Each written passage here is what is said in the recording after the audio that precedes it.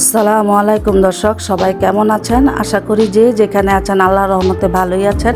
আমিও আলহামদুলিল্লাহ আল্লাহর রহমতে ভালো আছি। আর এটা হলো গত শুক্রবারের ভিডিও। তো সকালে উঠে নাস্তা রেডি করে নাস্তা খেয়ে ঘরটা গুছিয়ে নিলাম। তো এটা হলো আমার শ্বশুরের রুমটা। এই রুমটা একটু চেঞ্জ করেছি, করে এই রুমটাকে একটু গুছালাম। আর বিছনা চাদরটা উঠিয়ে নিয়েছি, উঠিয়ে তারপরে এই বিছনাটা আবার নতুন একটা বিছনার চাদর বিছালাম। তো আজকে অনেক দিন ধরে আমার একটা কথা খুবই মনে হচ্ছে।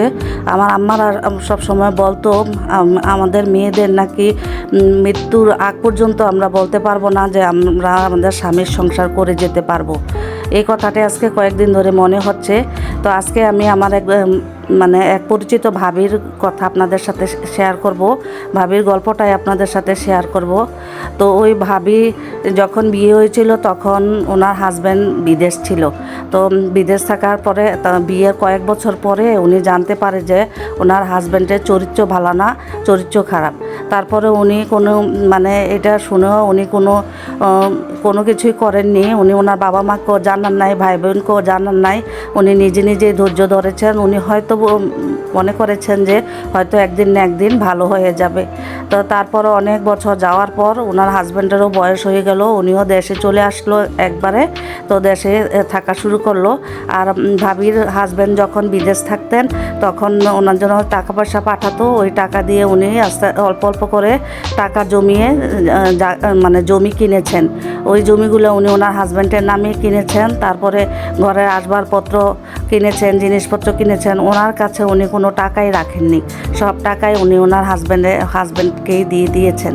তারপরে ওনার হাজব্যান্ড যখন চলে আসলো দেশে, এভাবে অনেক বছর যাওয়ার পর এখন প্রায় 30 বছর হওয়ার পর ওনার হাজব্যান্ড এখন দেখা যাচ্ছে আরেকটা মেয়ের সাথে সম্পর্ক, আরেকটা মহিলার সাথে সম্পর্ক।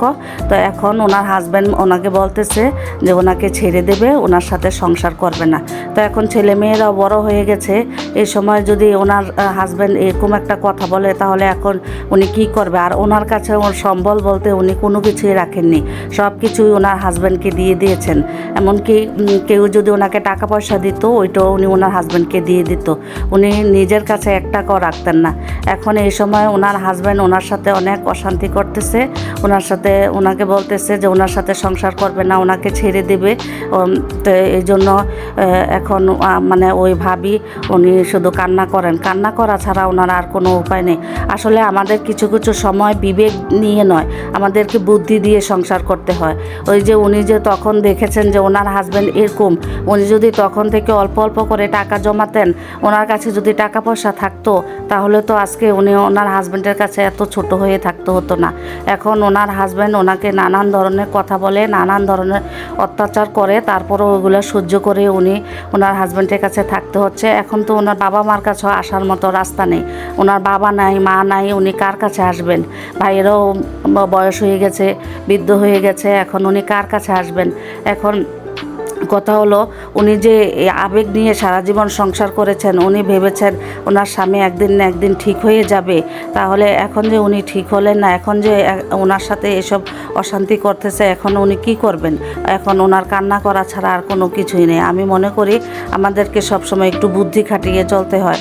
আমার স্বামী যতই ভালো হোক, এক সময় না এক সময় দেখা যায় ওনাদের আসল চেহারাটা ঠিকই দেখা যায়। তো এই জন্য একটু বুদ্ধি খাটিয়ে যদি আমরা সংসারে চলি তাহলে আমাদের আর এত অশান্তি হয় না। তো এই আর কি অবস্থা। ওনার কথাটা শোনার পর থেকে আমার এই কথাটাই মনে হচ্ছে, আসলে এত বছর সংসার করে স্বামীর সংসারে এত খাটাখাটনি করেও ওনার কিছুই রইল না। উনি আজকে খালি হাতে, শূন্য হাতে, চোখের পানি ফেলা ছাড়া ওনার আর কোনো উপায় রইল না। এই হলো অবস্থা আমাদের মেয়েদের। তো এই জন্যই আমাদের মেয়েদেরকে আত্মনির্ভরশীল হওয়া একদম বেশি দরকার। লেখাপড়া জানাও দরকার, আর আত্মনির্ভরশীল হওয়াটা সবচেয়ে বড় কাজ। কারণ আমাদের কখন যে কি হয়, কখন যে কার কপাল ভাঙে কেউ বলতে পারবে না। আর এখন আমি এখানে যে বাচ্চাদের জন্য পাঙ্গাস মাছ আনিয়েছি। ওরা অন্য মাছ থাকলেও ঘরের মধ্যে ওগুলা খাবে না, কাটা বেশি। এই জন্য পাঙ্গাস মাছগুলা আমি কেটে ধুয়ে পরিষ্কার করে লবণ মেখে রেখে দিয়েছিলাম।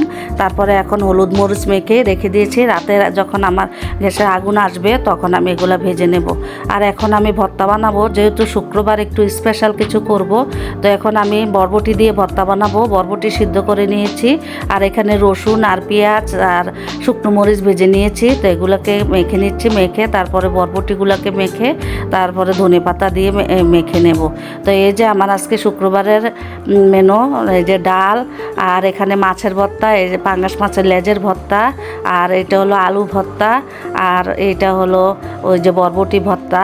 এই ভর্তাগুলো পেয়ে আমার বাচ্চারা অনেক খুশি, কারণ সব সময় ভর্তা বানানো সম্ভব না। ভর্তা বানানোটা আসলে অনেক সময় লাগে, অনেক খাটনি করতে হয়। তো এই জন্য শুক্রবার, এই জন্য আজকে ভর্তা বানালাম।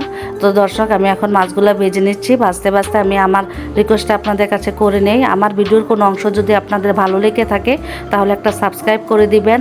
আর যারা এই পর্যন্ত দেখেছেন এখনও একটা লাইক দেননি, প্লিজ প্লিজ লাইক দিয়ে দিবেন। আর আমার ভিডিও যদি ভালো লেগে থাকে তাহলে বেশি বেশি শেয়ার করে দিবেন, আর সুন্দর করে একটা কমেন্ট করে যাবেন আপনারা কে কোথায় থেকে দেখছেন। আজকের মতো এখানে শেষ করছি। আল্লাহ হাফেজ।